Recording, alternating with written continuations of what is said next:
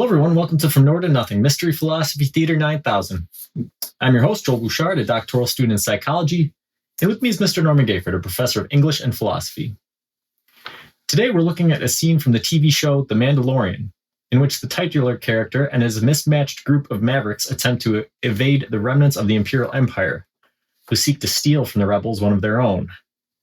In their attempts to keep the child, aka Grogu, aka Baby Yoda, safe, the group comes upon a desperate situation where a tough choice has to be made.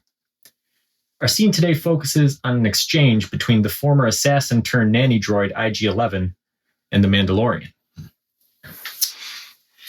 Okay, so there's a good chance probably quite a few of our viewers have seen The Mandalorian. It was a huge hit. And internationally, too. Yeah. But so for some context, this is the last episode of the first season, and the Empire is trying to steal Baby Yoda here because they want to sort of harness his force powers. And the Mandalorian and his group here is attempting to protect him. And the IG-11 droid was an assassin droid originally. It got reprogrammed to be a nanny droid for the child. Yeah. And the Mandalorian never has a deep distrust of droids in general, and this droid specifically because of its original programming and because of his, connection with the child. Yeah. He never quite trusts him. And as an interesting philosophical note and sort of a nerdy deep dive into Star Wars legend, there was a book written about these types of droids. The IG droids are all assassin droids. And back in a book written in the late 90s, I think, they were all made on one planet. Oh. And what eventually happened is there's different series, the IG-11, and then it goes up in 11s, so 22 and 33 and so on and so forth.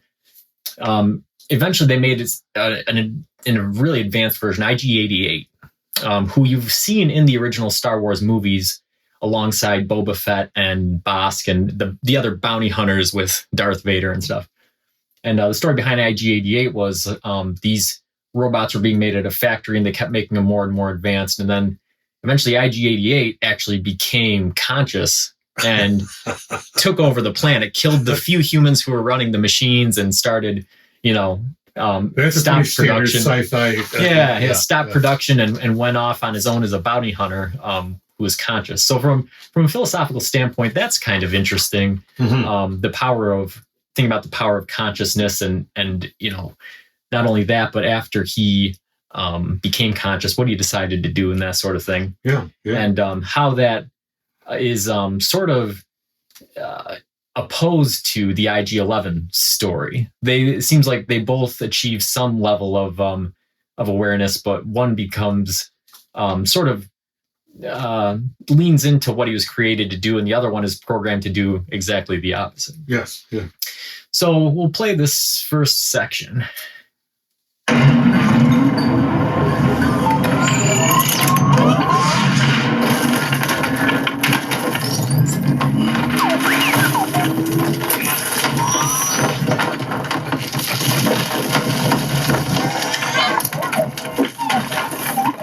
I don't suppose anybody here speaks droid. I believe he is asking where we would like to go. Downriver, to the lava flats.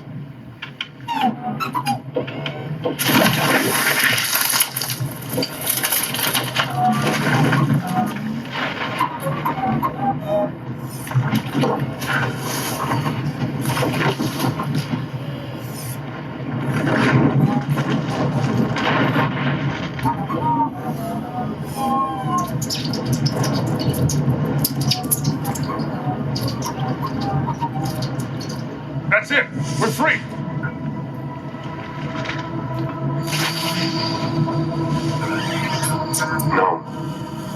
No, we're not. So as we can see here, they're attempting to escape. They've been evading the Imperials for a long time. They get on this boat. This sort of ancient gondola droid is pushing them downriver. They think that they're clear. Mandalorian uses this technology to find out that they're walking right into a trap. You know, the beginning of that, though, should we talk about this now or wait? Yeah. When the sort of R2D2 type droid starts to shake off the lava incrustation on itself and begins to rise, as soon as it starts to move, all of their guns are out. All right, so almost simultaneously, John Woo film kind of thing, and they don't fire, but the distrust of mechanism is implied just in that thing. Yeah. The first thing is, this is probably going to be destructive to us, but they wait, and I think there's something we can come back to with that too. Yeah, it's interesting. Looking at Star Wars and really any other kind of sci-fi, the interactions between humans and droids, or humans and aliens, and this type of stuff. I mean, look at the group, right? There's no aliens in this group other than Baby Yoda, right? Who it could be argued is there, given his sort of cute properties, right? He's got these big eyes and ears, and he has some appeal to him. But that's the idea of alienness itself. She is from a different world, but she's walked all kinds of worlds. Her original world is destroyed. Mandalorian has walked all kinds of places. So his point of origin is his home world, but he's an alien in other places, unless it's just such a pan-cultural experience that you walk on any planet and it's all the same. Yeah, and that's pretty obviously not true with Star Wars, because as you sort of see in episode or season 2, our Mandalorian runs into other Mandalorians, and they have a deep schism between their beliefs and values and things. Yeah. But yeah, much less like you said, the different backgrounds that all the other characters are from, showing that just because they might be human, and even being the same race of human and all of these other things, it doesn't connect them on the same level. Right. Stormtroopers, they're flanking the mouth of the tunnel.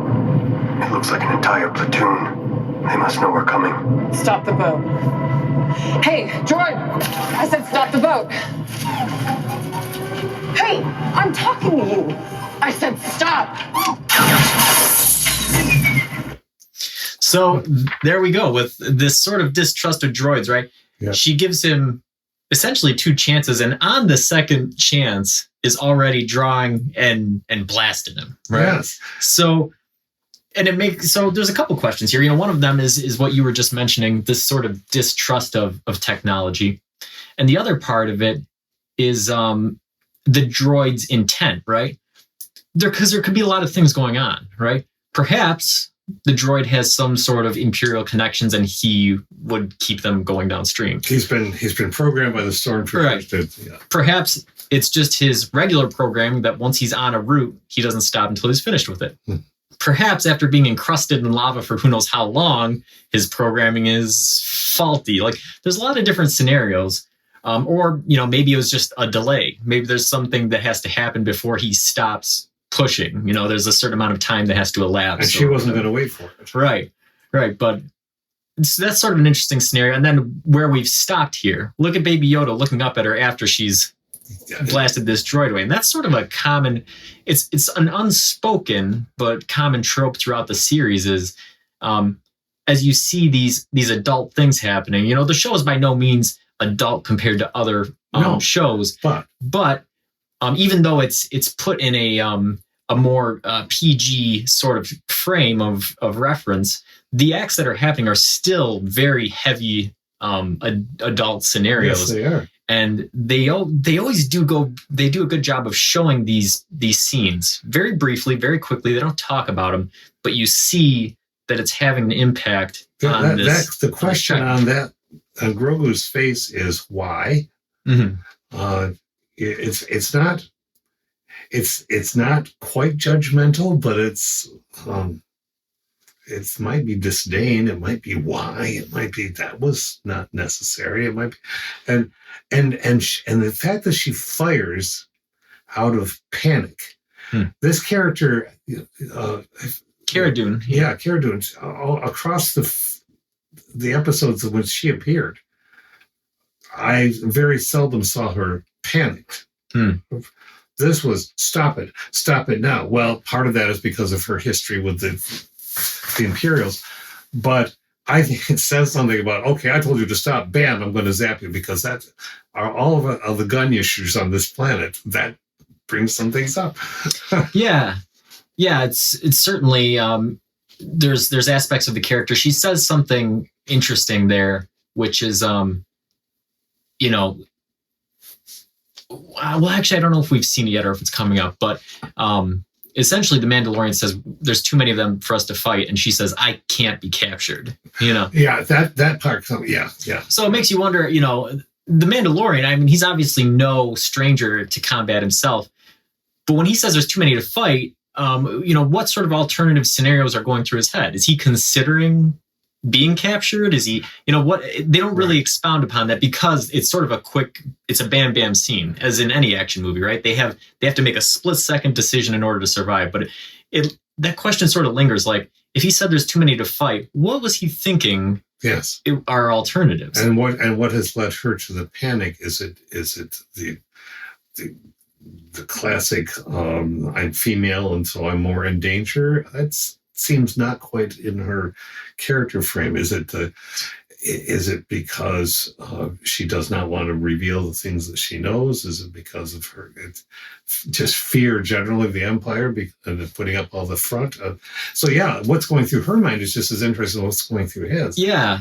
I think that my inclination would be she's really the only person on this boat that's clearly associated with the New Republic, which is formerly the Rebel Alliance, which is that's true. Which is the arch nemesis of the Empire. So I think that, yeah, you're probably right. She probably has images of torture and all sort of betrayal and running through her head. Yeah. And just one last note before we keep moving on is Baby Yoda here, right?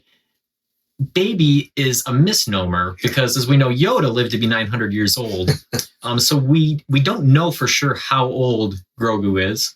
And we don't know for sure what his mental capacities are at this stage of his development. There's a good chance he might have a brain that is similar to an adult working human brain. It sure seems that from, again, some of the expressions you see in the various episodes, it's not like a child like, I don't know. This has wisdom in it, this little glance. Yeah, and it raises that the importance to philosophy and life in general of language. There's so many things that even with a large mental ability, without language and the ability to communicate, some of that can be lost and misinterpreted in ways that we don't even know about. That's true. We're still moving. Looks like we fight. There are too many. Well, then what do you suggest? Because I can't surrender. They will not be satisfied with anything that... Yeah, so that's that scene that I was just talking about. We hadn't seen it yet, but yeah, you can hear the panic in her voice a little bit. You're right. Mando, as usual, is pretty even keeled. But it's sort of funny. I mean, you've seen them up to this point fighting a lot of Imperials. Mandalorian came very close to death. He was injured very badly. And so this specter of upcoming combat, he's just sort of saying, logically, well, we can't win this one. And she's panicking. She's saying, we have to win this. Yeah, right. I can't surrender. Well, that's not the same thing as I can't have them take me. I can't surrender. Suggests that she is concerned about the knowledge she has, as well as a standard sane human fear of what the Imperials might do. But then there's always that option. I remember watching the scene the first time when she said they can't surrender. I'm thinking, well, then you can blast yourself or ask Mando to blast you before. I mean, that's not exactly the ticket out one wants, but that doesn't seem to get raised. Yeah. So again, that is an interesting scenario. And as we'll look more into the scene, it appears that there are alternative ways that this could have gone. And so it's easy to take it clip by clip and say, well, why didn't they do this or why did they do that? But again, But we're when you looking move at through the whole thing, we're it's looking at like 2.5 minutes or something, and who knows with your adrenaline pumping and with all of this other stuff going on, what sort of decisions you'd make. Yeah. The other thing we should probably mention in light of world events, right? You and I were talking about it before the show. Yeah. The context from which you're operating plays a large part in how you react to situations like this, right? I mean, again, we're talking about Cara Dune's background as a rebel and being on the opposite side of the Empire, and what the prospect of capture means to her versus the Mandalorian, and as we'll see, to the IG droid and his programming and protocol, and and looking at the world stage and seeing, as we look at how things unfold between countries with superior firepower, and looking out for their own interests, and how it affects smaller countries as a whole and the individuals in those countries, and how they choose to rebel. Right. So Ukraine is, here. This character sometimes reminds me of this kind of person, the elderly woman who was tossing sunflower seeds at Russian soldiers and saying, "Put these in your pockets so when you die, flowers will grow where you are." That's some grandma, Right. The sign, changing the signs so the soldiers won't know which road they're going on or something. It brings the idea of rebel as, very much, this is fiction. It's fun fiction. It's interesting, but also generates ideas. But what does a rebel do? A rebel is somebody who's outmatched, perhaps in technology, but not in spirit. But the overwhelming probability is that gets quashed sooner or later when you run out of. It's not like Star Wars on our planet. We don't have endless resources. Yeah, and you look at I think of the Mandalorian as being in this scenario, if the Empire is Russia, if Cara Dune's Ukraine, maybe the Mando's sort of like the U.S., right? You're sort of viewing things with this sort of cold objectivity and well, what's best for our interest and what we're going to do here. And it puts you in a tough spot in terms of looking at the right and wrong of things. And you and I have talked about, we'll probably do a whole episode on war here, maybe next week or sooner. And I've seen a lot of interesting things this week from other people, quotes from Putin, right, about invading Ukraine and how, he's just looking out for his country's interests the same way the U.S. was looking out for its interest when it invaded Iraq because of weapons of mass destruction that didn't exist and these sorts of things.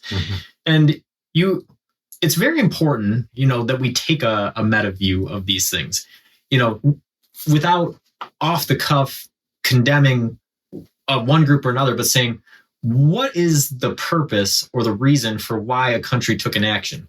Not what the U.S. is doing is right because it's the U.S. or what Russia is doing is wrong because it's Russia. Right. But what is the purpose behind why they're doing this? And then looking at it through the philosophical paradigms that we've examined, through ethics and these other because even in Russia, we know that there are people who are protesting, there are people who are cheering, there's a leadership going all kinds of different directions about this. Yeah, it's a very dangerous thing to associate all of Russia with the autocratic government, the same way it's dangerous to, we've experienced that over, the past 5-6 years, right? We've had, Donald Trump, and then we've come to Biden, and there's definitely been a half of the country for each amount of those times that has said, this guy doesn't represent who we are and what we're interested in. Right. And so to essentially say one person cannot represent the complex totality of millions and millions of people. Right. That's. But the quick thought is that this what you just said plays out on another part of Star Wars when we have, the first movie in the newest triad, and And so a stormtrooper who rejects being a stormtrooper. Yeah. Right. And that's, you can't judge all stormtroopers. I love that because you can't look at every one of those faceless white masks and say, yeah, they all feel the same thing. No, maybe not. Yeah. Yeah, and that's an important thing. And like I said, we'll dive deeper into that when we do an episode on war. But I think that for the quick takeaway from this is it's very important to keep separate, but also examine the interplay between the individuals and the allegiances that they hold and how that interacts with conflicts that they have with other entities and individuals corporately. Child, this is unacceptable. I will eliminate the enemy and you will escape. You don't have that kind of... So I stopped it a little bit late there the first time, but basically the IG droid comes in and he says, all right, well, listen, you can't be captured, so I'm going to just eliminate the enemy. And I stopped a little bit too soon here, but Mandalorian says, listen, pal, you don't have that kind of firepower. You wouldn't see daylight, right? Assuming that what the IG droid is saying is that he's going to just go out there and blast all the enemy, and they're going to be safe. Now that's kind of interesting, right? We'll play it a little bit further. Power, pal. You wouldn't even get to daylight. That is not my objective. We're getting close. Settle up. And he turned and he was surprised. Yeah. You got a mask on an actor. How an actor can convey suddenly, what? Yeah. I didn't expect you to say that. Right. And you can sense the undertone of disdain in what he says. You don't have that kind of firepower, pal. You wouldn't even see daylight, right? Yeah. And that's not my intent. Right. And yeah, he says that's not his intent, and it gets the Mandalorian's attention there. So what we'll see what he's sort of suggesting is that he's going to self-destruct, right? Yeah. And they're getting close to the end here, so they have to make some quick decisions. And notice the pairing. I didn't, because if you don't stop and look at the choreography of a scene, after you've enjoyed a film and everything, fine. But when you can do it in this way, this is where it gets really fascinating. Look at the pairing. IG is standing right in front, almost in exactly the same position as the gondola droid that she blasted. Okay, right. There's one. Now here's another droid. And it's like, the droids are lining up to. Right. But also what's interesting is what happened right before that. So she says that they're coming up on the end and stuff, and she just tosses him the child, their most precious asset, right? She just hands it over to him. So it's this interesting dichotomy, right? Where the value of the droid's existence is downplayed, right? But at the same time, he's entrusted with his duty fully. It's utter in flux. It's a collision. Yeah. Mandalorian doesn't stop her from putting that Grogu in his arms. Even though the IG said, it's not my intent to see daylight. Okay, so I've just handed the most precious person on this mission into the hands of something that says, I'm not going to make it out of this. Yeah. And so I think that this is a good time to talk about this sort of idea of AI. And this, for you listeners, I'm going to have a great episode this week with a neuroscientist who studies the interactions and the similarities and differences between the human brain and AI. So be looking for that one in the feed. And this is kind of something that is important in that regard. Again, like we talked about, she had zero hesitation to blow the head off of the gondola droid. And even in a format as tame as Star Wars, that would not have happened if that was a human gondola person. In most forms of media, that would not have happened if it was a human, but it's a droid, so now we'll blast it, right? But at the same time, like you just said, this Mandalorian who has this disdain for droids, who doesn't even really trust droids, doesn't care that the one thing that he cares about most, his most precious asset, is handed over to it. He has his back turned to him. Like you said, the droid is planning to self-destruct.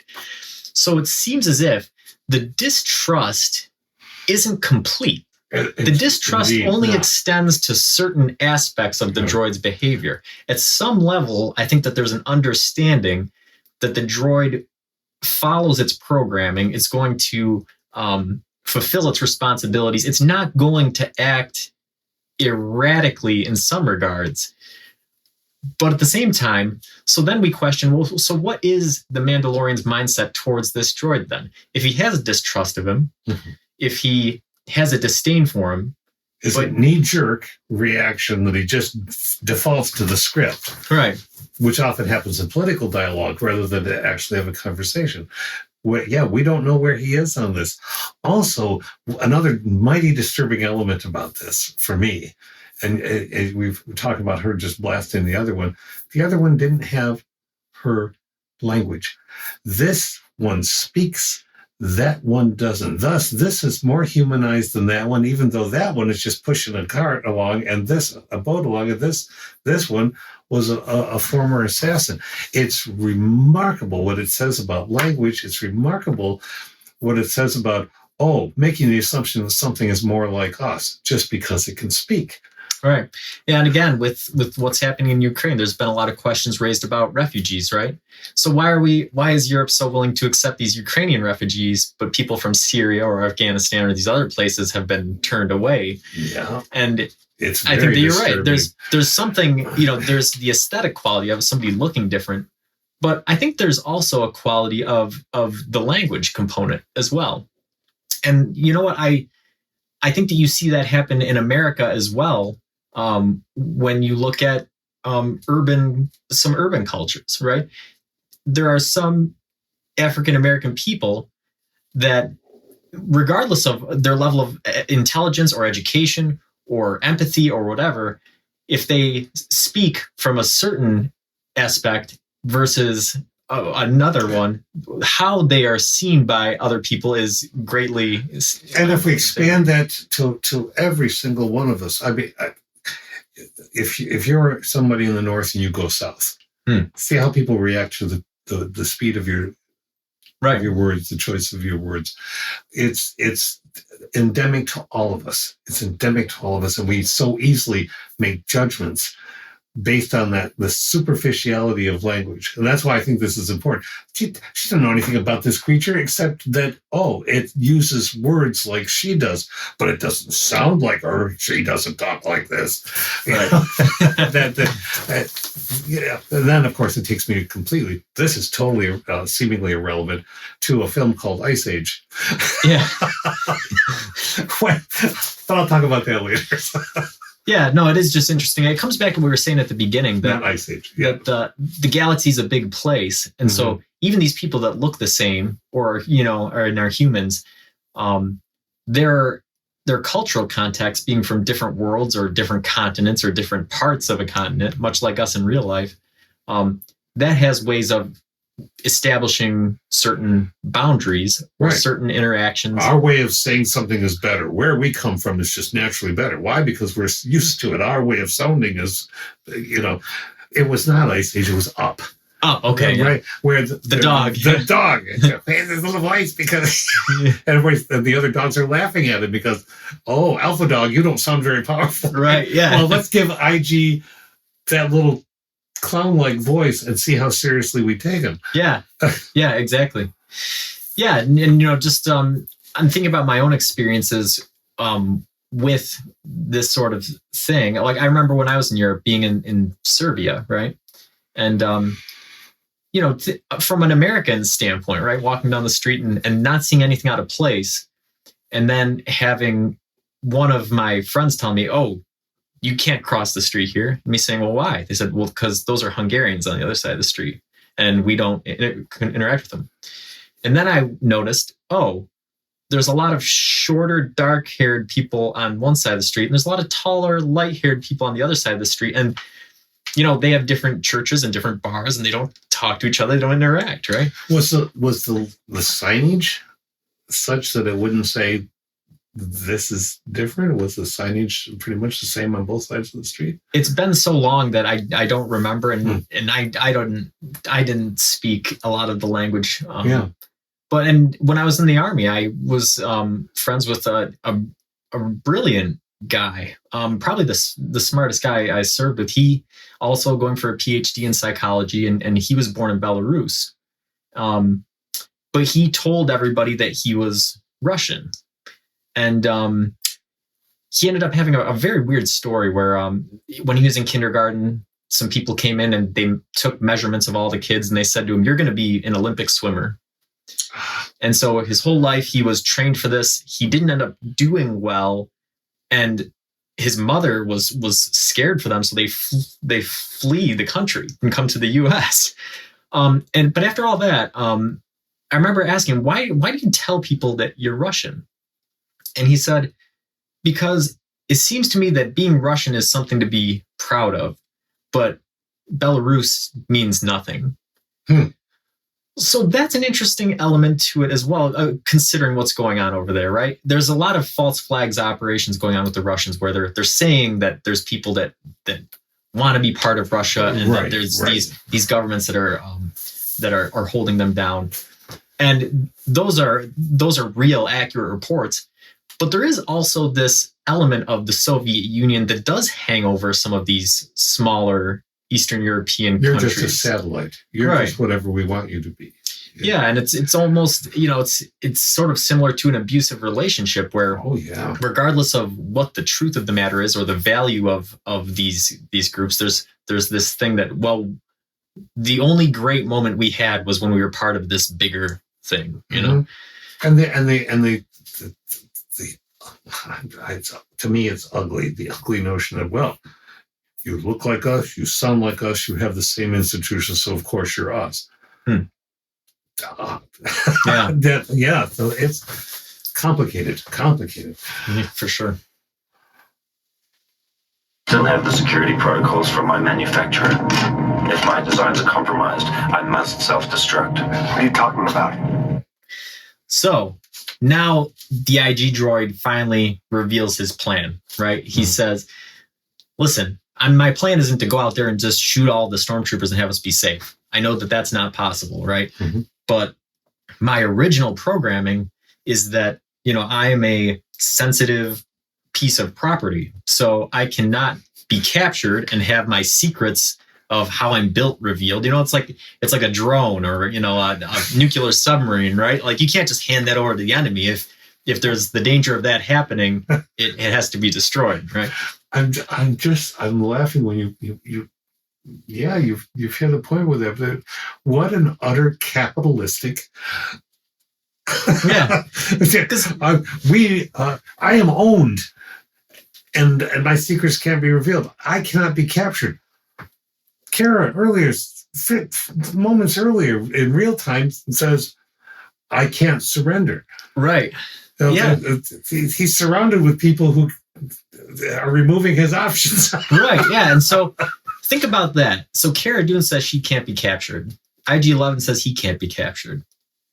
But if you think about their positions right now, Cara Dune is actively in the employ of the New Republic.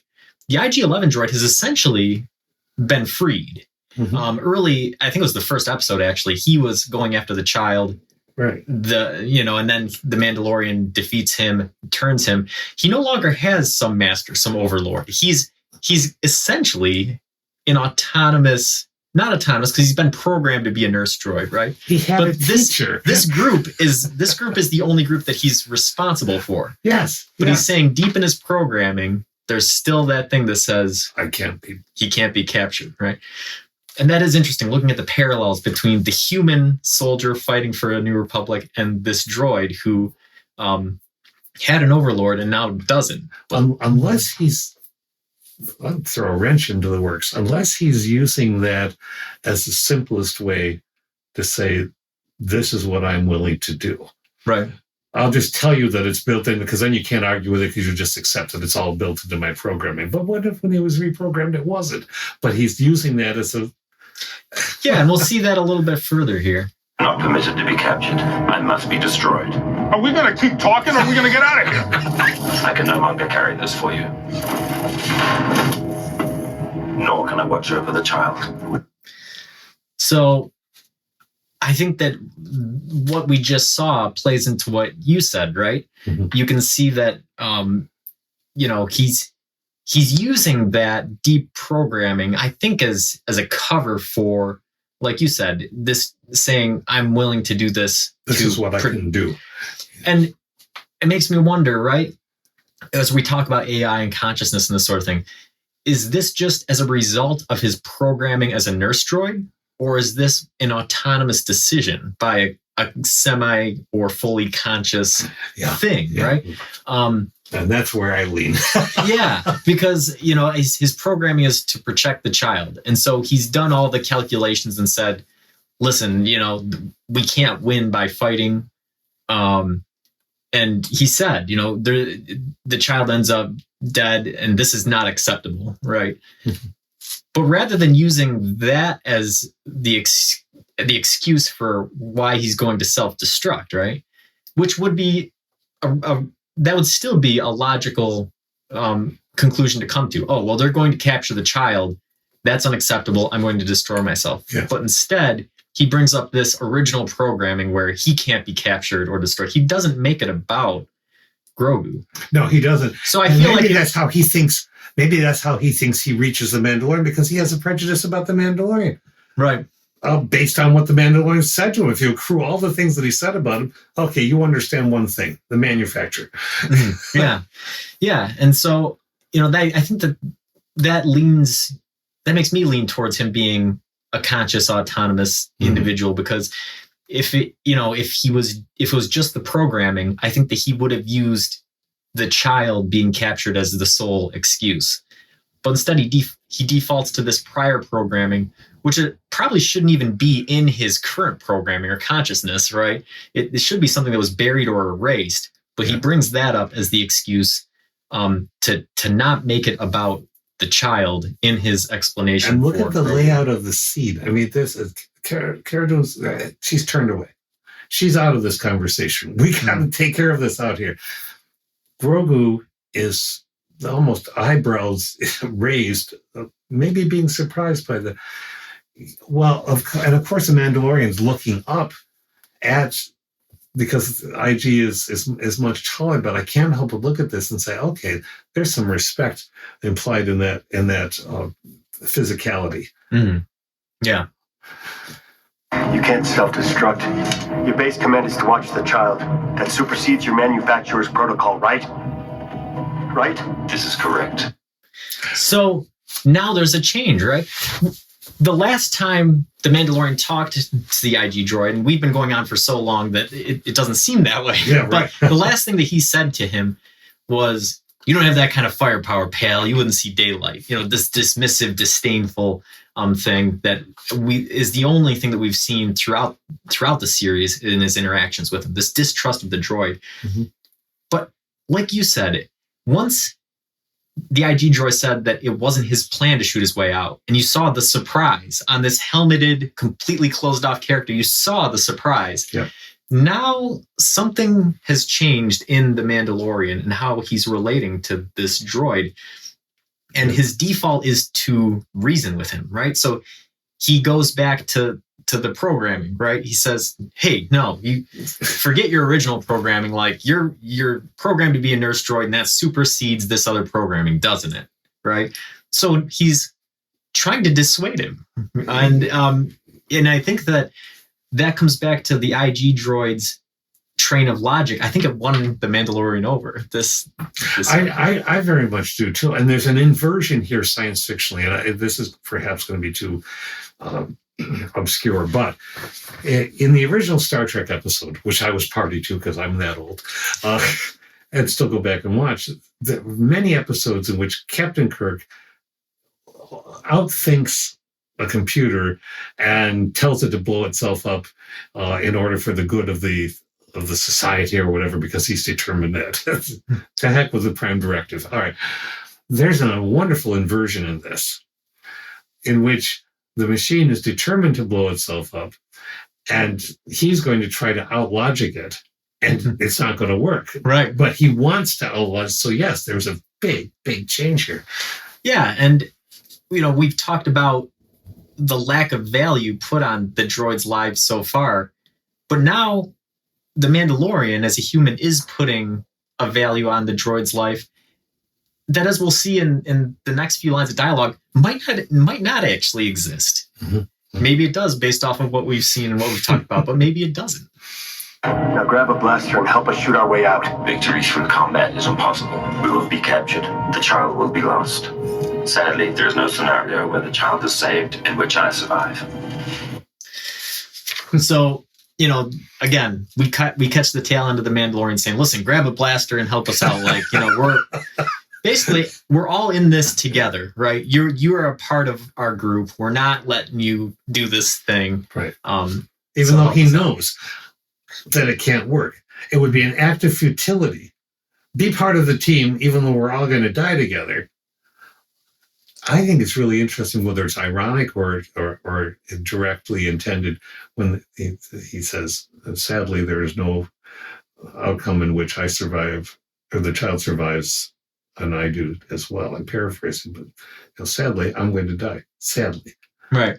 Just the word sadly is implying a consciousness. Right. And we'll see a little bit more of that in the next couple lines. And what about that makes it ironic? Mm-hmm. But yeah, so I mean, so now the droid is using logic back on the Mandalorian, and he's sort of outdone him. Yes. Now, what's interesting about this to me, and in the course of any action movie, right? If we as logical, reasonable viewers see these action scenes unfold, there's this sort of suspension of disbelief in terms of risk calculation, right? You see these action heroes pull off these crazy stunts, barely get missed, barely hit the other guys, do all this stuff. And it's happening in the moment. There's no forethoughts, none of this. It's just reaction and instinct and training and all this stuff. Mm-hmm. Well, now, the moment that they have some time to do some planning, they have some time to do some of this, they've already given up, essentially, right? And if you see the number of stormtroopers outside the cave, based off of other scenes in The Mandalorian, it doesn't seem all that far-fetched to think they could just blast them all, right, and be fine. And the directors could have written that. And we would have lost the meaning of this scene. We would have. But it makes you wonder, how are they doing these calculations? What about what the Mandalorian saw originally made him say the combat was impossible? And what sort of calculations does the IG droid do that confirms that suspicion? Mm-hmm. And this is an important part of artificial intelligence, right? When we talk about self-driving cars, we talk about, AI drone strikes, those types of things, is what sort of information is being used to make decisions? Yes. And there's a large part of the community that's saying that's the one thing you won't be able to hand over to these things, is that human decision making is always going to be necessary. You can hand off tasks to AI, but you always need the human decision making. But then you wonder, well, where's human decision making got us? That's a beautiful. You've done well with that. I have a quick question of minutia question. How many people in a platoon? Didn't he say it was a platoon? Yeah, a platoon. A platoon is generally, it varies. So it depends on the number of squads that it's made up of. It depends on how many people are in a squad. Okay. But generally, in the Army, we'd say there's usually 8 people in a squad, and there's usually 4 squads in a platoon. So you're looking at 32 stormtroopers. Okay, because when we get to the end of the scene, there are 32 people. No, that's it. Okay. No, and more elite units will have less. So if this is an elite stormtrooper unit, you might only have 4 guys per squad. So you might have 16, and that looks more accurate. But the word platoon sounds more threatening than the word squad. Yes. Yeah. Okay. Because a platoon is generally going to be about 4 times bigger than a squad. Right. Listen, you're not going anywhere. We need you. Let's just come up with Please tell me the child will be safe in your care. If you do so, I can default to my secondary command. But you'll be destroyed. So now the Mandalorian comes back at the IG droid, but with emotion. Yeah. So the logical plea failed, and he's making an emotional plea to something that doesn't have emotions. Or does it? Where are we, where are we landing on this? What has this droid done to either win us over to the conclusion that it's merely a machine that's following programming, or it's an autonomous, conscious entity that is capable of experiencing the world in an effective way? A very, very clever, subtle shift in a scene that's overtly, let's hurry up and get ready so we can blast them before they blast us. But underneath all of that, it's incredibly meaningful. Yeah, and so after the Mandalorian tries to make that emotional plea, the IG droid just completely ignores it, right? And he just hammers on that point. Can you tell me that the child will be safe so that I can execute my first programming? And so now you're seeing, again, in something that makes us sort of lean towards a conscious entity, when he made the logical plea, he kept the child out of it. But now that the conversation has changed into an emotional aspect, he's making it all about him. He's saying, can you keep him safe? Mm-hmm. Mm-hmm. And what's the Mandalorian going to say? No, I can't do it. That's his one job. Right?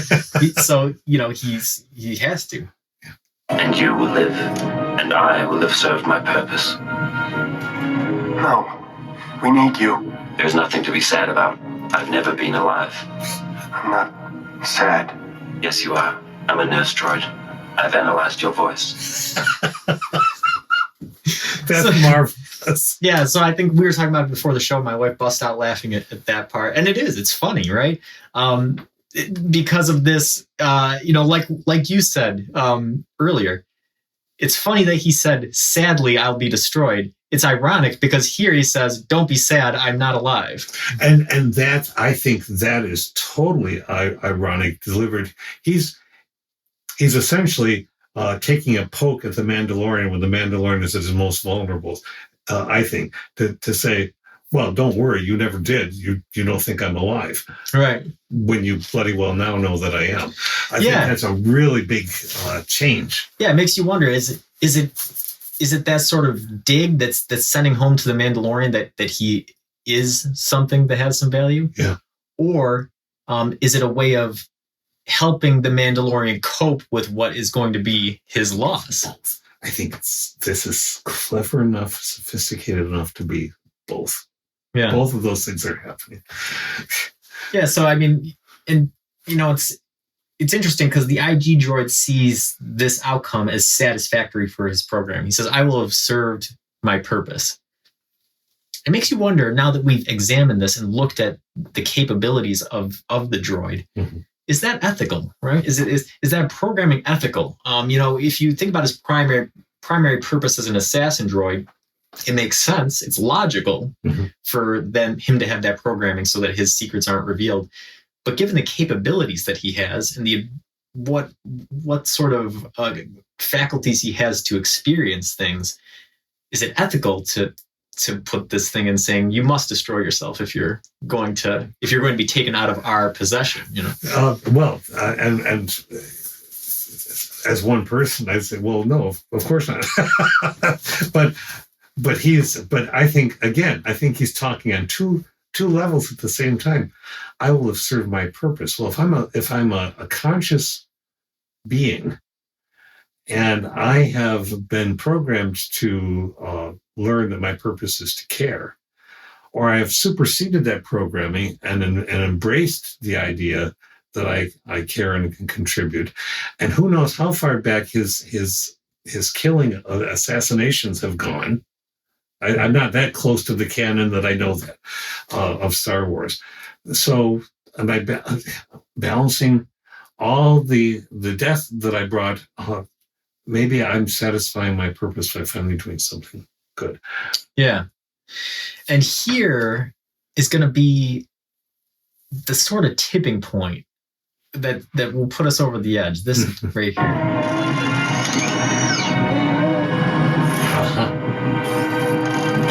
Precisely.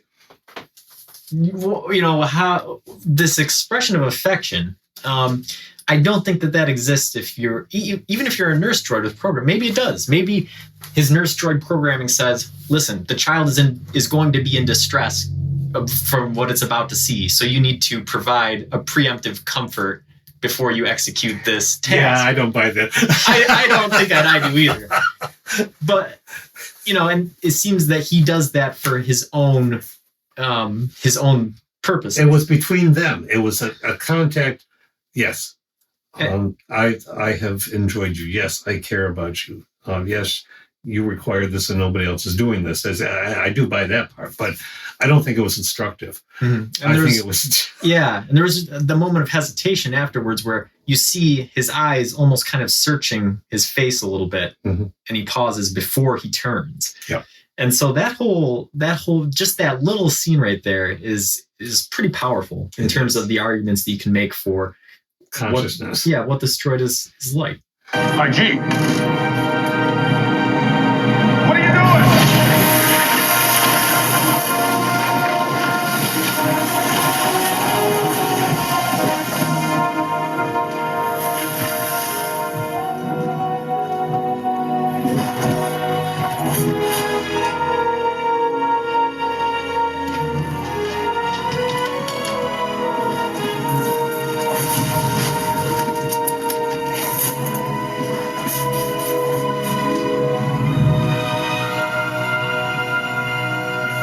Manufacturer's protocol dictates I cannot be captured. I must be destroyed.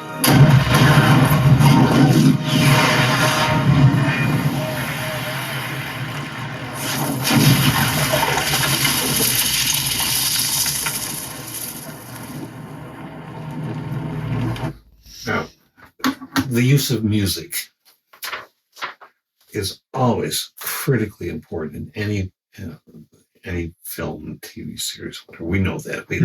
I collect soundtracks because I love to hear this symphonic or whatever genre it is. It is evocative of emotions. We're supposed to feel a certain way.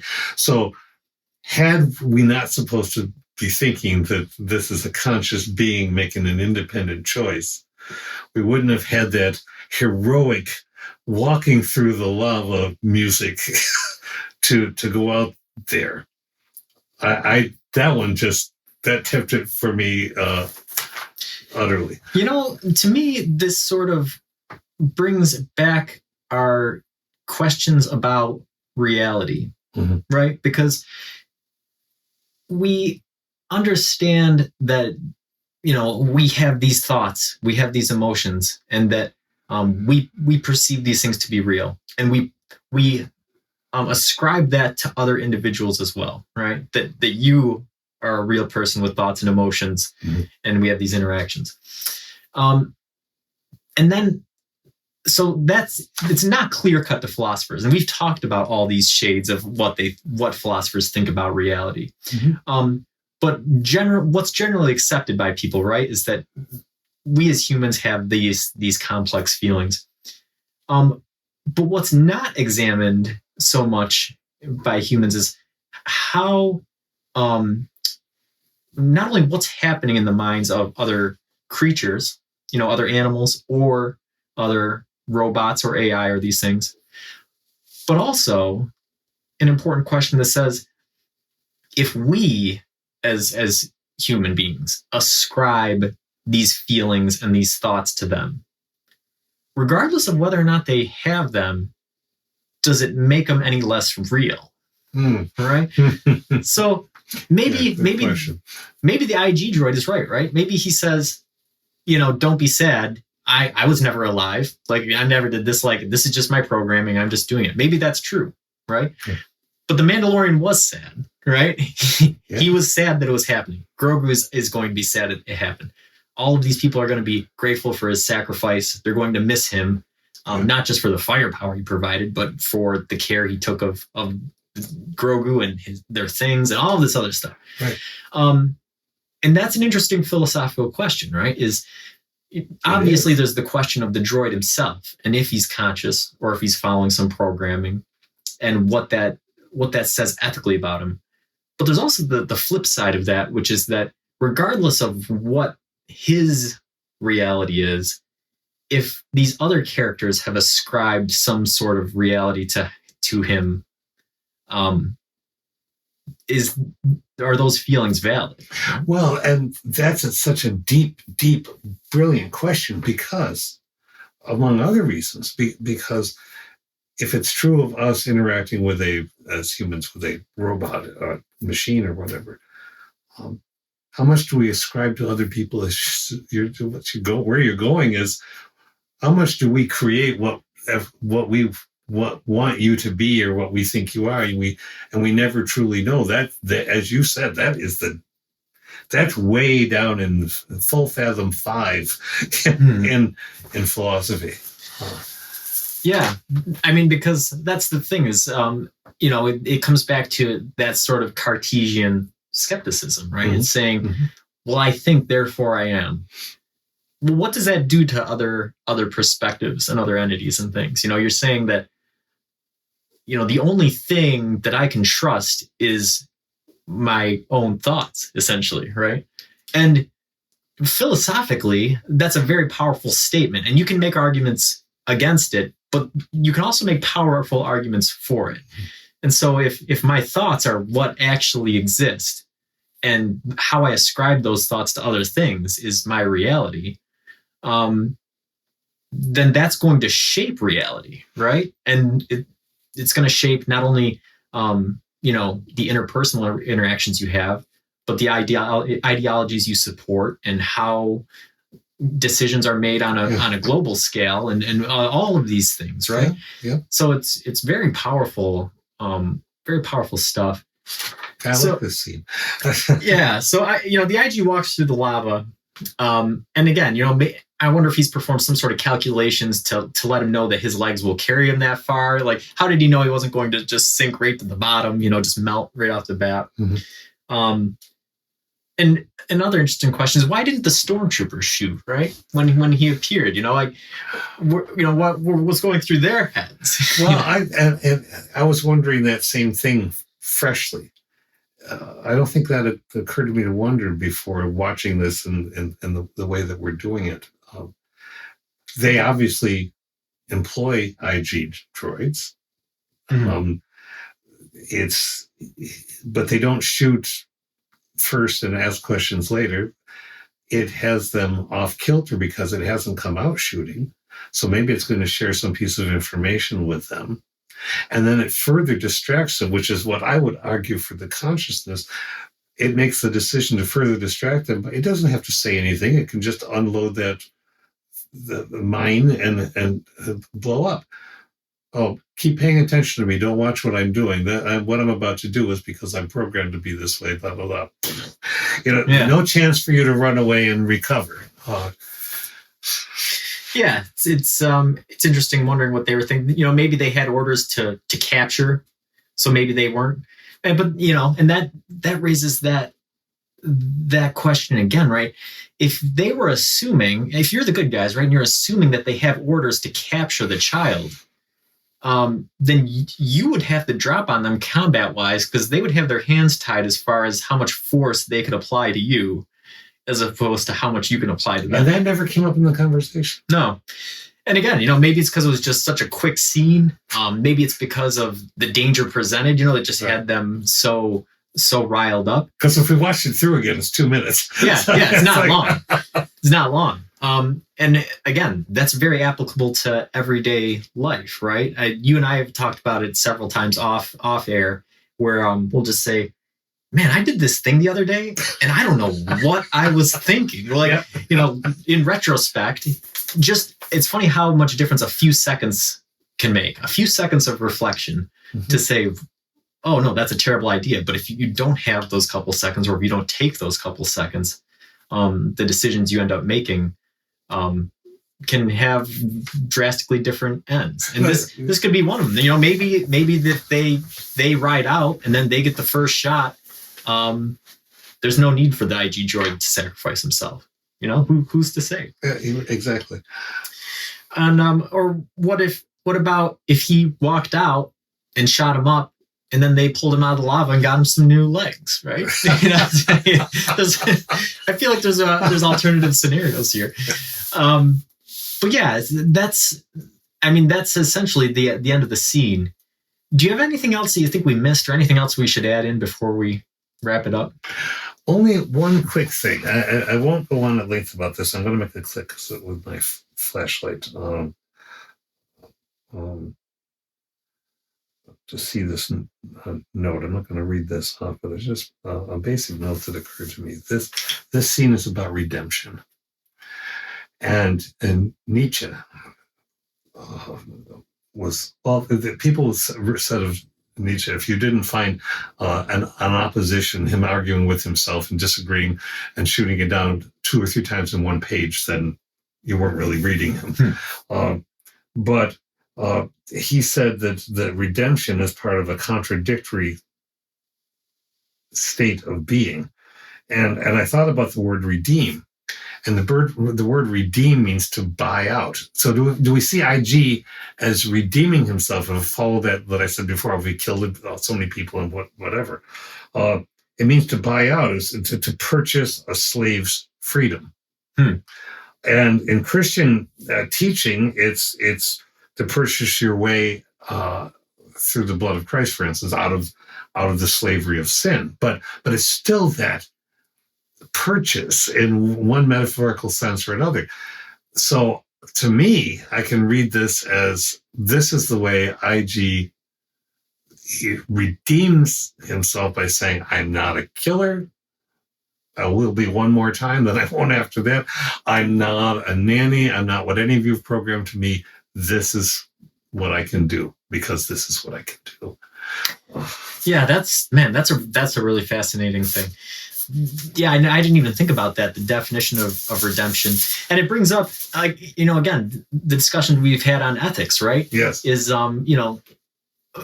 he's redeeming himself, right? So we look at this scene, we think that it's sad, the IG droid is dying and all this stuff, but we don't know what the IG droid has done, right?